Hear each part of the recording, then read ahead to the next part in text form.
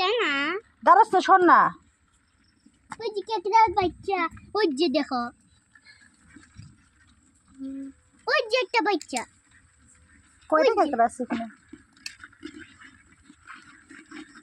আর কয়টা মাছ আছে। এটার ভিতরে বাচ্চা আছে নাকি দেখো তো। আজকে কে কতগুলো আছে দেখি? খালাম না তুমি। এটা মাইলাতে কি করে এটা? হ্যাঁ, রান্দে কি? রান্দে। হ্যাঁ, তোমার মোবাইল আমি দেখছি তো বড় বড়, এটার থেকে বড় বড় হয়। অল্প দিবা তোমার তো এটা কেকড়া ওটা না না?